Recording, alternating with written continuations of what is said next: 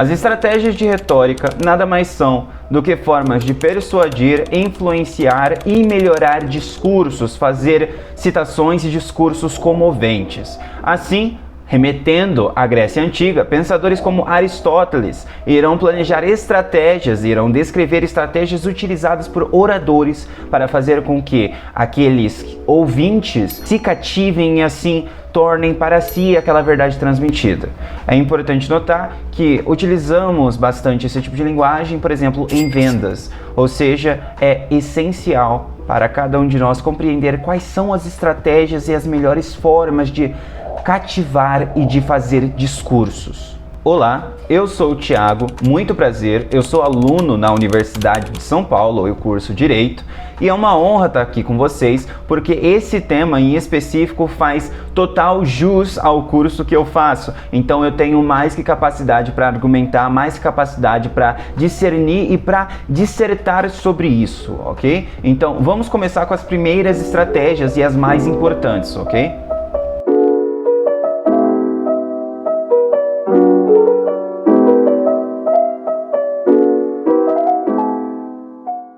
Primeira estratégia é a chamada ethos, também conhecida como credibilidade.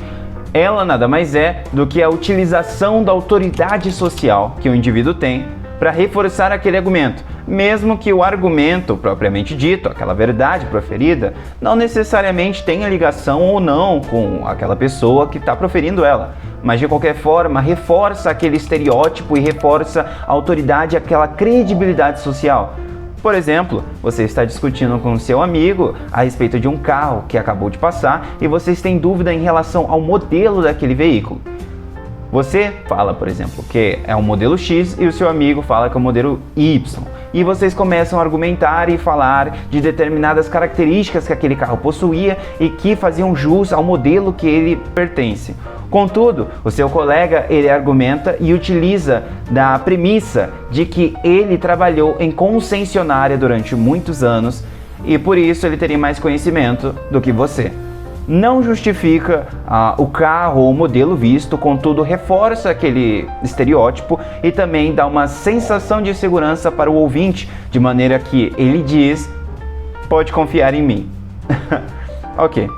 Apesar de ser um tipo de estratégia muito comumente usada, ela não fortalece a sua argumentação quando perguntado por quê. Ela sempre é melhor utilizada antes de você explicar determinado assunto, porque somente a justificativa pode ficar muito vazia, somente você se proferir a si mesmo pode ficar muito vazio durante uma discussão, durante uma conversa. É mais inteligente você começar se apresentando e apresentando essa credibilidade para depois justificar baseado nos seus aspectos e nas suas sugestões a respeito daquele determinado assunto.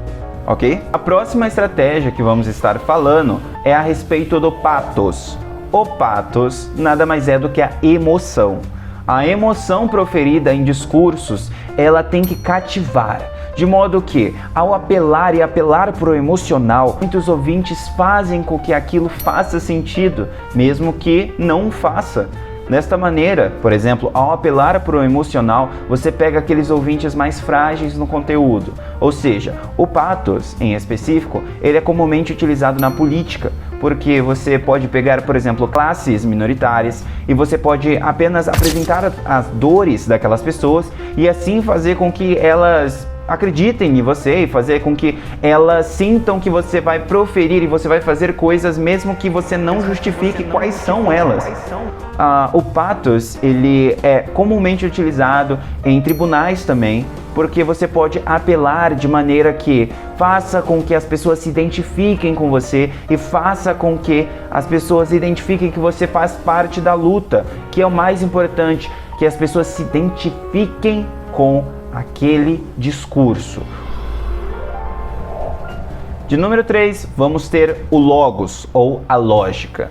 O logos nada mais é do que uma estratégia na qual você utiliza da lógica, ou seja, você pode apresentar estatísticas e dados para justificar aquelas suas ideias ou para simplesmente justificar aquela sua argumentação. é muito comumente utilizado como uma forma até de ethos, para que se fique claro que você tem conhecimento daquilo que você está falando, de maneira a trazer credibilidade. E é muito difícil, por exemplo, você sair de uma situação onde a pessoa pergunta dados para você que não necessariamente tem a ver com aquela argumentação, com aquela proposta ou com aquele contexto, mas que se você não demonstrar conhecimento, e a outra pessoa sim trará o ethos novamente para ela. Então o logos, dessa mesma forma, utilizando de conhecimento, ele faz com que as pessoas se cativem, as pessoas se mostrem interessadas por causa do seu conhecimento, por causa da sua lógica. Desta mesma forma, nós teremos o kairos. Kairos nada mais é do que o tempo adequado. O tempo adequado para se fazer um discurso é essencial. Não é possível, por exemplo, fazer discursos políticos antes de eleições.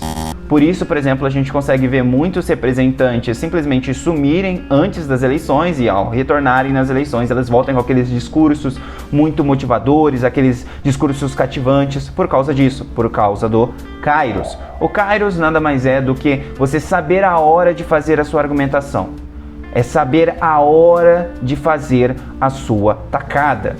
A utilização do kairos pode ser muito variada, mas ela também pode depender de fatores externos. Por exemplo, você quer argumentar a respeito uma medida política, por exemplo, que preze a favor da preservação do meio ambiente. É mais fácil fazer isto quando ocorre algum desastre natural, porque ali é possível ver as consequências nítidas, está muito perto no período de tempo. Aquele ouvinte, ele vai entrar em um estado de identificação mais fácil.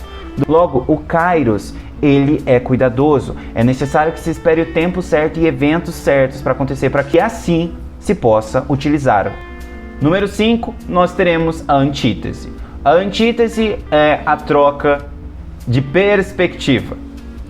A fim de justificar aquela sua ideia, é mais inteligente trocar a perspectiva, ou seja, ao não se ter mais contra-argumentações a respeito de algo, é mais fácil você inverter a visão.